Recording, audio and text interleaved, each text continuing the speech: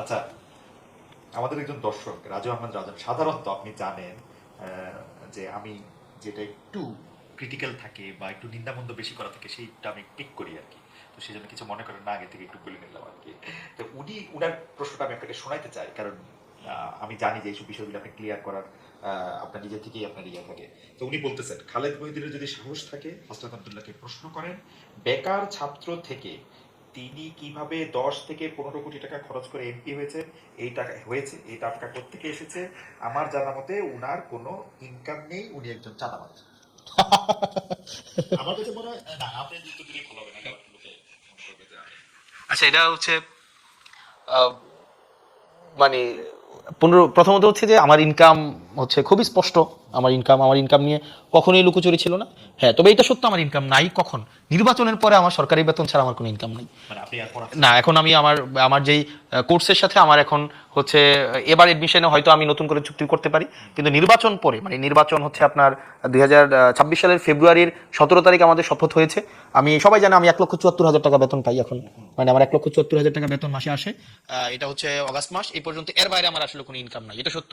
কিন্তু এই নির্বাচনের পূর্বে আমার ইনকাম যদি আপনি দেখতে চান, হচ্ছে জনাব রাজু আহমেদ, আমি আপনাকে বিনীতভাবে বিনয়ের সাথে বলবো, আমার ইনকাম খুবই স্পষ্ট স্বচ্ছ। আপনি নেটে সার্চ করলে আমার ইনকাম পাবেন। তবে সেটা 2024-এর পরে না। আমার ইনকাম হচ্ছে আমি 2017 সাল থেকে আমি হচ্ছে আমি আমার ব্যক্তিগত আয় আছে, এবং আপনি এটা হচ্ছে আপনি খোঁজ নিতে পারেন, আপনি এটার অডিট করতে পারেন, এটা ট্যাক্স ফাইল আপনি পাবেন। এবং সেটা এমন না যে 2024 সালের ওই আন্দোলনের পরে এগুলো হয়েছে।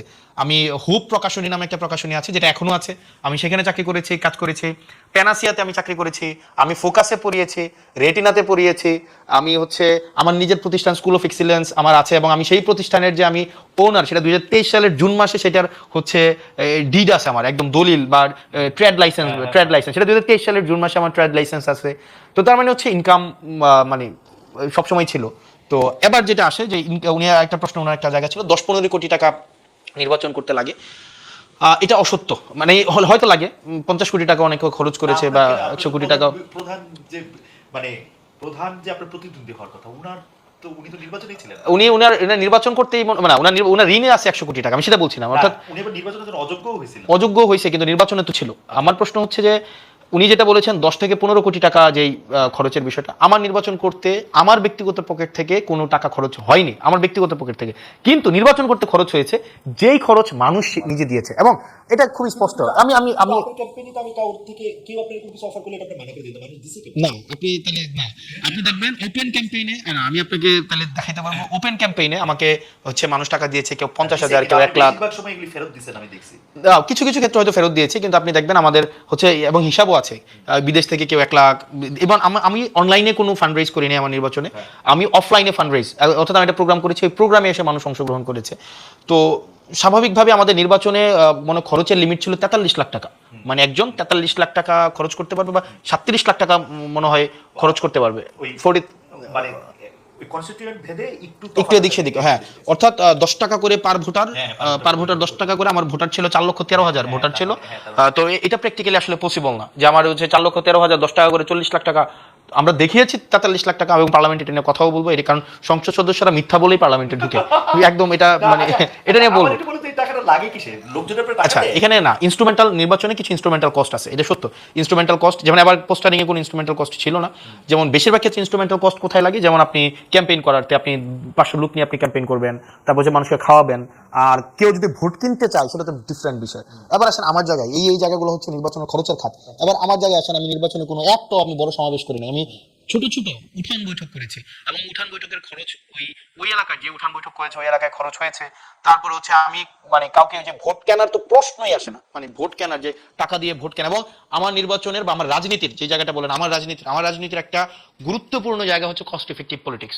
আনটিল এন্ড আনলেস আপনি রাজনীতির খরচ যদি কমাইতে না পারেন, আপনি কোনোভাবেই দুর্নীতির বাইরে থাকতে পারবেন না। ফর এক্সাম্পল, এইটা হইলো আপনি একদম মানে কি বলবো, হেডলাইন করার মতো একটা বলবো, রাজনীতির খরচ যদি কমানো না যায় তাহলে দুর্নীতি কোনোভাবেই বন্ধ করা যাবে না। রাজনীতির খরচটা কি পপুলার ডিমান্ড, মানে লোকে কি এমপি হাসনাত আব্দুল্লাহ এই খরচটা করুক এটা চায়? মানে দেখেন, আমি যদি বলি একদম শুরু থেকে আমার একটা কথা ছিল, আপনি ফ্রিতে ভোট দিলে আপনি ফ্রিতে সার্ভিস পাবেন।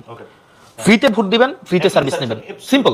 কিন্তু বেশিরভাগ ক্ষেত্রে যেটা হয়, আমার নির্বাচনে যদি 10 কোটি টাকা আমার ইনভেস্ট করতে হয় বা 15 কোটি টাকা ইনভেস্ট করতে হয়, মানে আমি ইনভেস্ট করলাম নির্বাচনে, কি কি খরচ করলাম, আমি হয়তো এলাকার হচ্ছে ওই কর্মীদেরকে টাকা দিলাম, আমি হচ্ছে ধরেন ভোট কিনলাম, আগের রাতে টাকা পাঠাইলাম, সিনজি পাঠাইলাম, উটু পাঠাইলাম, খাওয়ার খরচ দিলাম, তাহলে কিন্তু নির্বাচনের পরে আমার প্রথম যে টার্গেটটা হবে সেটা হচ্ছে প্রত্যেকটা কাজের থেকে আমি হচ্ছে কমিশন খাবো, প্রত্যেকটা কাজ থেকে আমাকে কমিশন খাইতে হবে।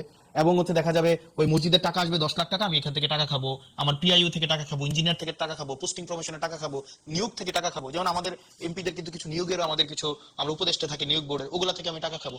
এখন দেখা যাবে এটা একটা ভিশিয়াস সাইকেল, মানে এই সাইকেল থেকে আপনি এসকেপ করতে পারবেন না। Absolutely. এই সাইকেলটাকে ব্রেক করাই ছিল আমার প্রথম টার্গেট। সেজন্য আমি একদম ফ্রম ডে ওয়ান, আমি যখন সিদ্ধান্ত নিয়েছি আমি নির্বাচন করব, আমার ছিল আমি যদি 500 ভোটও পাই আমি টাকা খরচ করবো না, একদম ফ্রম ডে ওয়ান, যে আমার টাকা ছাড়া। এখন আপনি প্রশ্ন করতে পারেন যে আপনার টাকা খরচ হয় নাই, কিন্তু টাকা মানুষ খরচ করবে, আমার জন্য মানুষ খরচ করছে, এখন তাকে আমি ফ্রিতে সার্ভিস দিই। এখন আপনাকে একজন এটার ক্ষেত্রে আপনি একটা, আচ্ছা আমার সাউন্ডটা কি ঠিক হয় নাই? এটা বাড়ানো যাচ্ছে না তো বাড়াই দেন। কাজের মাধ্যমে। আমি তো জিনিসটা হচ্ছে যে মানে দুইজনের সাউন্ড পাওয়া যাবে না একটা ইয়ার মধ্যে, মানে টেকনোলজির এই অবস্থা। যাই হোক, আমি আমি আমি যেটা বলি, আমি এই জায়গাটা যদি একটু স্পষ্ট করি, আমি একটু প্রশ্নটা করি, তাহলে এটা একটু বোঝা যাওয়ার একটু জায়গা, যে এটা কি একদম পাওয়া যাচ্ছে না? পাওয়া যাচ্ছে একটু কম।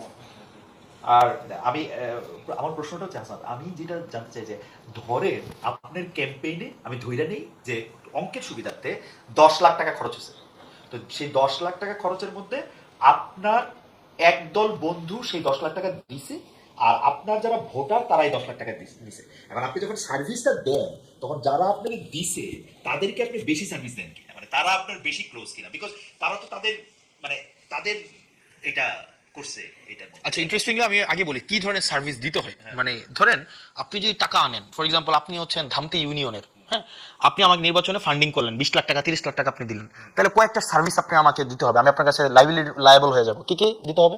যেমন আপনার এলাকায় গরু বাজার হবে, তখন দেখা যাবে এই গরু বাজার আপনাকে দিতে হবে আমার, তখন আপনি আমাকে ধরেন ওই আপনার এলাকায় ধরেন কোন একটা নিয়োগ হবে, কাজী নিয়োগ হবে, তখন দেখা যাবে সেইখানে আপনি হচ্ছে ইন্টারফেয়ার করার চেষ্টা করবেন।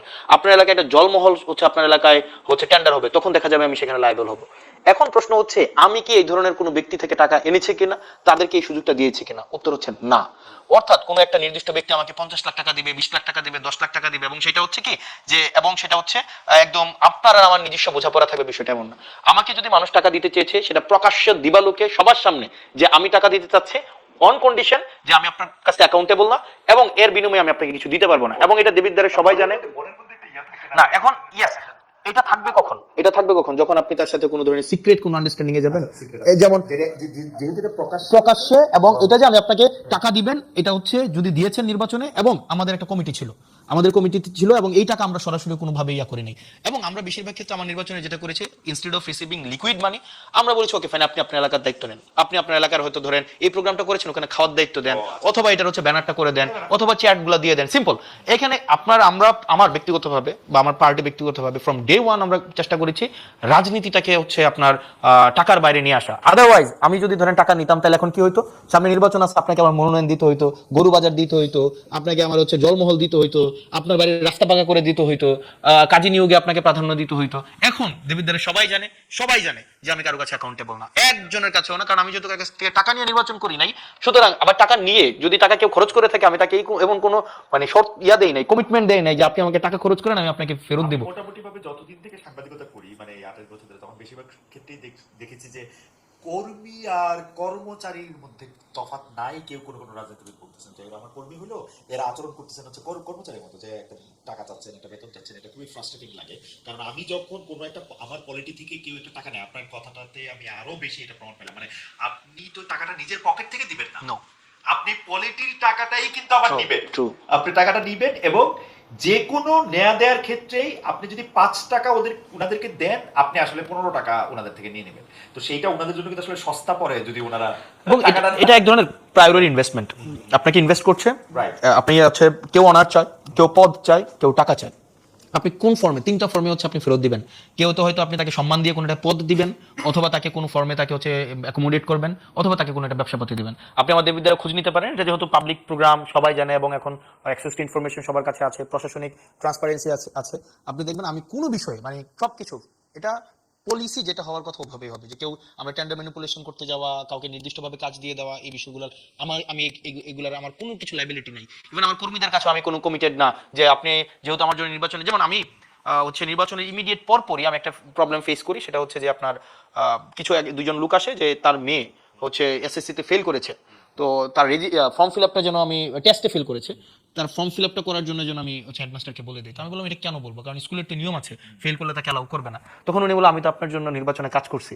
তা আমার প্রশ্ন হচ্ছে যে আমি তো আপনাকে কমিটমেন্ট দেই নাই যে আপনি আমার জন্য নির্বাচনে কাজ করলে আপনার মেয়ের ফর্ম ফিল আপ আমি ফেল করলেও করাই দিব।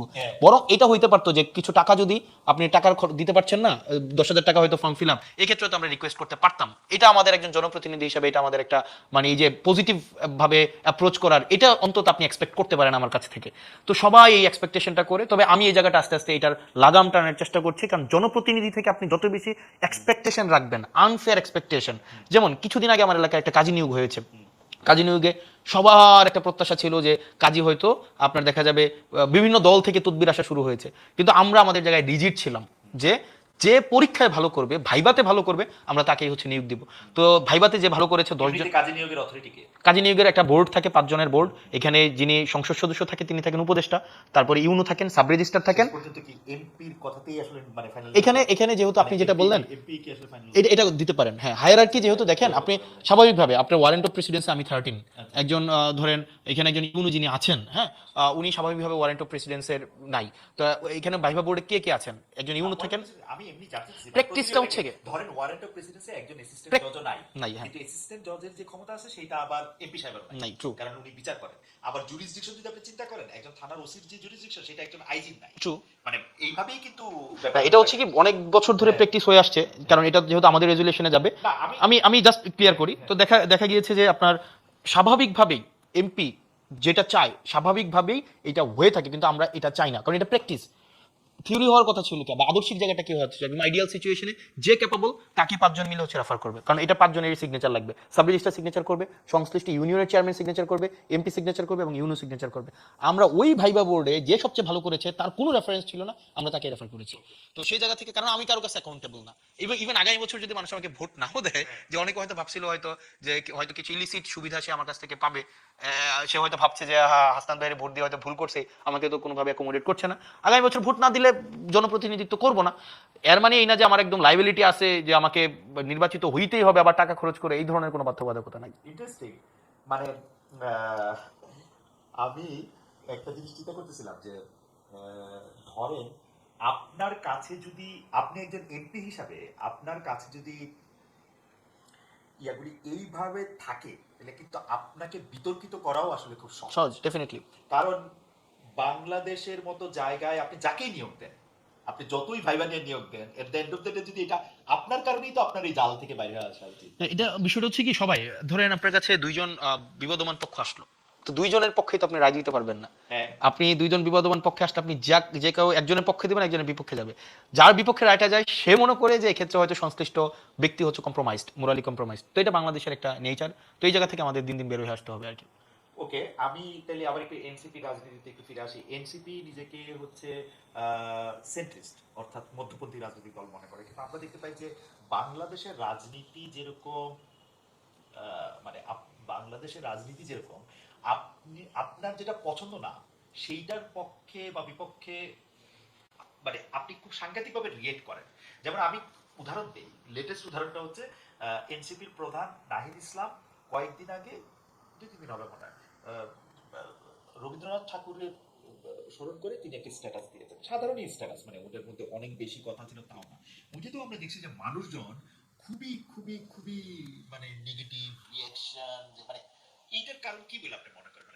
মানে বাংলাদেশের মানুষের প্রান্তীয় দ্বারা এত প্রভাবিত। এখানে ধরেন স্বাভাবিকভাবে সামগ্রিক মানুষের মনোভাব নিয়ে রাজনীতি চলবে না, রাজনীতি মানুষের মতবাদকে হচ্ছে একদিকে নিয়ে যাবে।